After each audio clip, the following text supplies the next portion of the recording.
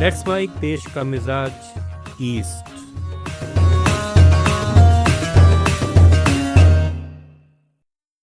देश का मिजाज, आइए जानते हैं भारत के पूर्वी राज्यों की आज की खास खबरें। ओडिशा के फकीर मोहन ऑटोनोमस कॉलेज में टीचर के उत्पीड़न से परेशान होकर आत्मदाह करने वाली सौम्या श्री बीसी की मृत्यु हो गई। बालेश्वर के भोगराई प्रखंड के पलासिया गांव में सौम्या श्री का पार्थिव शरीर पहुंचते ही माहौल गमगीन हो गया। मुख्यमंत्री मोहन चरण मांझी ने पीड़ित छात्रा के परिवार को 20 लाख रुपए की सहायता राशि देने की घोषणा की है। कांग्रेस सांसद और विपक्ष के नेता राहुल गांधी ने इस घटना पर दुख व्यक्त किया है।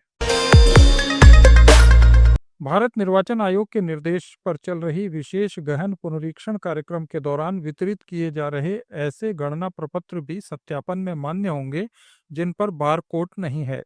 बिना बारकोड के प्रपत्र को भी मतदाता भरकर बीएलओ को दे सकते हैं। बिहार में विधानसभा चुनाव से पहले मतदाता सूची के विशेष गहन पुनरीक्षण अभियान में ये निर्णय लिया गया। अब तक की प्रक्रिया के तहत 35 लाख से अधिक मतदाताओं के नाम सूची से हटाया जाना तय है। इनमें वे लोग शामिल हैं जो या तो मृत पाए गए हैं या स्थायी रूप से दूसरे स्थानों पर शिफ्ट हो चुके हैं।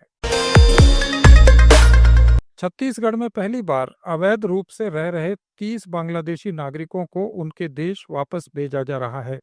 केंद्र सरकार से डिपोर्ट की अनुमति मिलने के बाद राज्य सरकार और रायपुर पुलिस ने 30 बांग्लादेशी नागरिकों को रायपुर एयरपोर्ट से फ्लाइट के जरिए गुवाहाटी भेजा। जानकारी के अनुसार घुसपैठियों को रायपुर पुलिस बीएसएफ को सौंपेगी, फिर असम से बांग्लादेश बॉर्डर पर बीएसएफ के जरिए ही डिपोर्ट की प्रक्रिया पूरी की जाएगी। छत्तीसगढ़ में प्रवर्तन निदेशालय ईडी की कार्रवाई लगातार जारी है।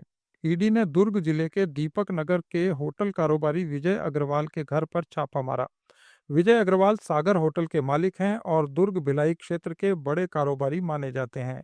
कार्रवाई के दौरान सीआरपीएफ के जवानों को सुरक्षा व्यवस्था के लिए साथ लाया गया था। पटना की मेयर सीता साहू के जिस बेटे को पुलिस जमीन आसमान एक कर तलाश रही है, उसने एक वीडियो जारी किया है। इस वीडियो में उसने खुद को निर्दोष बताया है और ये कहा है कि जब पुलिस कहेगी तब वो सामने आ जाएगा। पटना के मेयर के बेटे शिशिर कुमार बीजेपी के नेता हैं। वीडियो की शुरुआत में मेयर के बेटे शिशिर सिन्हा ने खुद को बीजेपी प्रदेश कार्य समिति का सदस्य बताया। शिशिर सिन्हा ने कहा कि प्रशासन जो कार्रवाई कर रहा है वो गलत है। तृणमूल कांग्रेस सांसद महुआ मोइत्रा ने छत्तीसगढ़ पुलिस पर किडनैपिंग का आरोप लगाते हुए सोशल मीडिया प्लेटफॉर्म एक्स पर एक वीडियो शेयर किया है। उन्होंने आरोप लगाया है कि उनकी लोकसभा सीट से कोंडा गांव में मजदूरी करने गए 9 मजदूरों को पुलिस ने बंदी बना लिया है और उनसे कोई संपर्क नहीं हो पा रहा। 18 जुलाई को बिहार में मोतिहारी दौरे पर प्रधानमंत्री नरेंद्र मोदी 7,196 करोड़ रुपए की योजनाओं की सौगात देंगे। प्रधानमंत्री आवास योजना ग्रामीण के 40,000 लाभार्थियों को 162 करोड़ रुपए खाते में हस्तांतरित किए जाएंगे।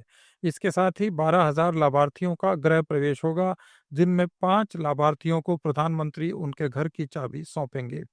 राष्ट्रीय ग्रामीण आजीविका मिशन के तहत 61,500 स्वयं सहायता समूहों को भी 400 करोड़ रुपए जारी किए जाएंगे। NH 319 के असनी से बामपाली तक 4 लेन आरा बाईपास का प्रधानमंत्री इस दौरान शिलान्यास करेंगे। इस पर 138 करोड़ रुपए खर्च होंगे। छत्तीसगढ़ में विधानसभा के मानसून सत्र के दौरान सदन में जमकर हंगामा हुआ। प्रश्नकाल के दौरान जल जीवन मिशन की प्रगति पर विपक्ष और सरकार के बीच तीखी बहस हुई। जल जीवन मिशन के सवाल पर जवाब से असंतुष्ट विपक्ष ने वॉकआउट कर दिया। विपक्ष ने सरकार पर गलत आंकड़े पेश करने और योजना में गड़बड़ी के आरोप लगाए। वहीं सरकार ने इस मामले में पिछली कांग्रेस सरकार की नीतियों पर सवाल उठाए। पश्चिम बंगाल की मुख्यमंत्री और तृणमूल कांग्रेस की चीफ ममता बनर्जी ने जम्मू कश्मीर के मुख्यमंत्री उमर अब्दुल्ला का बचाव करते हुए कहा कि अगर वे श्रीनगर में शहीदों के कब्रिस्तान में श्रद्धांजलि देने जाते हैं तो इसमें क्या गलत है। उन्होंने उमर और उनके मंत्रियों को नजरबंद करने की भी आलोचना की। झारखंड में बोकारो में तेतुलिया वन भूमि घोटाले में सीआईडी ने राजवीर कंस्ट्रक्शन के संचालक पुनीत अग्रवाल को गिरफ्तार किया है। पुनीत ने उमायुष मल्टीकॉम प्राइवेट लिमिटेड को वन भूमि के बदले 3 करोड़ 40 लाख रुपए का भुगतान किया था। ये भूमि वन विभाग की है और इसकी बिक्री कानून के खिलाफ है। ये थे भारत के पूर्वी राज्यों के आज के कुछ मुख्य समाचार। अपडेट्स के लिए जुड़े रहिए लेट्स माइक के साथ।